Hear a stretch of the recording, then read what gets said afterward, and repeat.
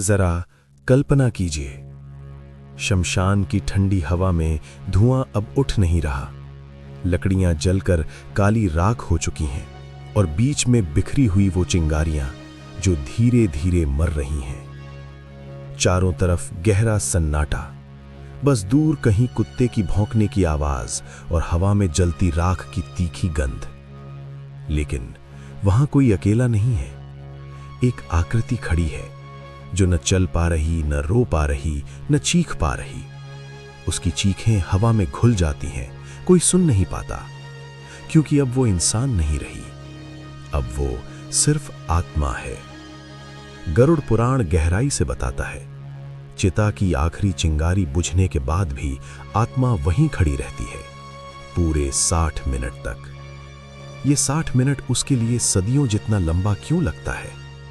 उस 1 घंटे में क्या क्या भयानक सत्य उसके सामने आते हैं। आज हम इस रहस्य को खोलेंगे, जिसे जानकर आपकी रूह कांप जाएगी और शमशान कभी भी आपके लिए सामान्य जगह नहीं रहेगा। अगर आप तैयार हैं इस सच्चाई को सुनने के लिए, तो आगे बढ़िए। मृत्यु का पहला झटका, भ्रम का अंधेरा। जब प्राण शरीर छोड़ते हैं तो आत्मा तुरंत नहीं समझ पाती कि अब सब खत्म हो गया।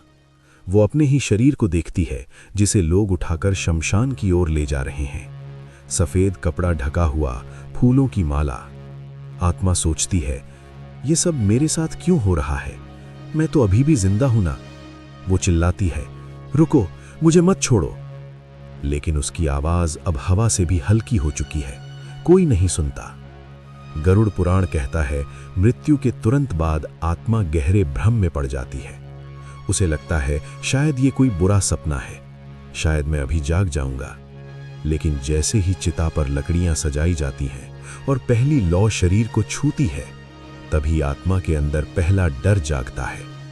ये सच है, मैं अब शरीर से अलग हूं। जलता हुआ शरीर, मोह का अंतिम विदाई। आत्मा खड़ी रहती है और देखती है वो दृश्य जो जीवन भर का साथी था, अब आग में झुलस रहा है। त्वचा पिघल रही है, मांस जल रहा है, हड्डियां चटक रही हैं। हर चटकने की आवाज उसके दिल में चाकू की तरह चुभती है। वो बार बार कोशिश करती है, मुझे वापस जाने दो, ये मेरा शरीर है। लेकिन यमदूतों का पाश उसे रोक लेता है। आग की लपटें उसे छू नहीं सकती, मगर दर्द वो महसूस करती है, आत्मिक दर्द। और फिर आता है वो सबसे भयानक क्षण, कपाल क्रिया। जब पुत्र या निकटतम रिश्तेदार बांस की लकड़ी से खोपड़ी पर प्रहार करता है, वो फटाक की आवाज जो बाहर किसी को सुनाई नहीं देती, मगर आत्मा के कानों में गूंजती है जैसे कोई बिजली का झटका। उसी पल आत्मा टूट जाती है। अब वापसी नामुमकिन है। ये शरीर अब कभी मेरा नहीं रहेगा। मोह की आखिरी डोर भी कट जाती है। जब सब चले जाते हैं, अकेलापन का साया। दाह संस्कार पूरा होता है। लोग राख में से अस्थियां चुनते हैं, आंसू पोंछते हैं और धीरे धीरे लौटने लगते हैं। कोई पीछे मुड़कर नहीं देखता, लेकिन आत्मा वहीं खड़ी रह जाती है, अकेली। वो पुकारती है, माँ, पापा, बच्चों, मत जाओ, मुझे अकेला मत छोड़ो। उसके हाथ अब हवा में लहराते हैं, किसी को छू नहीं पाते। गरुड़ पुराण बताता है, इसलिए शमशान से लौटते समय पीछे नहीं देखते, क्योंकि मोहवश आत्मा प्रियजनों से लिपटना चाहती है। अगर कोई मुड़कर देख ले तो आत्मा का मोह और गहरा हो जाता है और उसकी यात्रा मुश्किल हो जाती है। आत्मा रोती है, लेकिन आंसू नहीं बहते, सिर्फ दर्द बहता है। शमशान की छिपी हुई दुनिया, अन्य आत्माओं का सामना। अब शुरू होता है वो हिस्सा जो सबसे डरावना है। उस 60 मिनट में आत्मा पहली बार देखती है शमशान असल में कितना जीवंत है।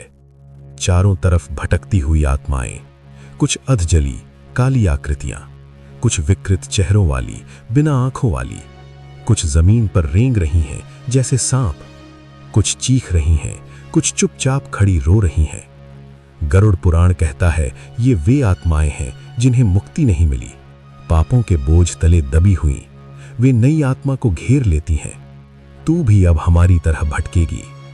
आत्मा कांपने लगती है और तभी उसे एहसास होता है, मैंने जीवन में क्या क्या किया, कितने दिल दुखाए, कितने दिल दुखाए। कर्मों की फिल्म, बिना कट, बिना झूठ। उसी 1 घंटे में आत्मा के सामने उसके पूरे जीवन की फिल्म चलती है। हर पल, हर निर्णय, हर छोटा बड़ा कर्म। वो धोखा जो उसने किसी को दिया, वो अपमान जो किसी ने सहा, वो मदद जो उसने नहीं की, और सबसे पीड़ादायक, उसे दिखाया जाता है कि उसके कर्मों से दूसरों को कितना दर्द हुआ। किसी माँ की आंखों में आंसू, किसी बच्चे का टूटा बचपन, किसी दोस्त का अकेलापन। ये दर्द चिता की आग से 100 गुना ज्यादा जलाता है। आत्मा चीखती है, माफ कर दो, मैं बदल जाऊंगी। लेकिन अब बहुत देर हो चुकी है। घर की दहलीज पर आत्मा, अंतिम मोह। 1 घंटा पूरा होते ही आत्मा घर की ओर भागती है। वो पहुंचती है और देखती है लोग बैठे बातें कर रहे हैं। कोई कह रहा, अब बैंक अकाउंट प्रॉपर्टी का क्या होगा। कोई कहता, दुकान कौन संभालेगा। किसी की आंखें सूख चुकी हैं, कोई हंस भी रहा है। आत्मा अंदर से चूर चूर हो जाती है। मैं उनके लिए इतनी जल्दी भूल गई। गरुड़ पुराण कहता है, इसलिए लौटते समय लोहे की छड़ी या आग को छुआ जाता है, ताकि आत्मा घर में प्रवेश न कर पाए। वो दहलीज पर खड़ी रह जाती है और रोती रहती है। प्यास जो कभी नहीं बुझती, मोह की सजा। आत्मा को भयानक प्यास लगती है, गले में आग लग जाती है, लेकिन उसका सूक्ष्म कंठ इतना पतला हो जाता है कि पानी की एक बूंद भी नहीं उतर पाती। ये सजा है अत्यधिक मोह और लालच की। वो तड़पती है, लेकिन कोई राहत नहीं। यमदूतों का आगमन, अंतिम फैसला। अब यमदूत स्पष्ट दिखाई देते हैं। पापी के लिए भयानक रूप, आग उगलते हुए। पुण्यात्मा के लिए शांत, सौम्य, प्रकाश से भरे। यही तय होता है आगे की यात्रा, स्वर्ग, नर्क या पुनर्जन्म का चक्र। गरुड़ पुराण का संदेश, अभी भी वक्त है। गरुड़ पुराण डराने के लिए नहीं लिखा गया, ये चेतावनी है। ये कहता है, जब तक सांस है तब तक सुधार संभव है। दान दो, सेवा करो, भक्ति करो, करुणा बिखेरो। यही अच्छे कर्म उस 60 मिनट में तुम्हारी ढाल बनेंगे। जब आत्मा अकेली खड़ी होगी तब ये याद आएंगे। अगर ये शब्द आपके दिल को छू गए, अगर आपकी रूह कांप गई, तो इसे सिर्फ एक वीडियो मत समझिए, इसे जीवन की सबसे बड़ी चेतावनी समझिए। कमेंट में दिल से लिखिए, ओम नमो नारायण या ओम शांति।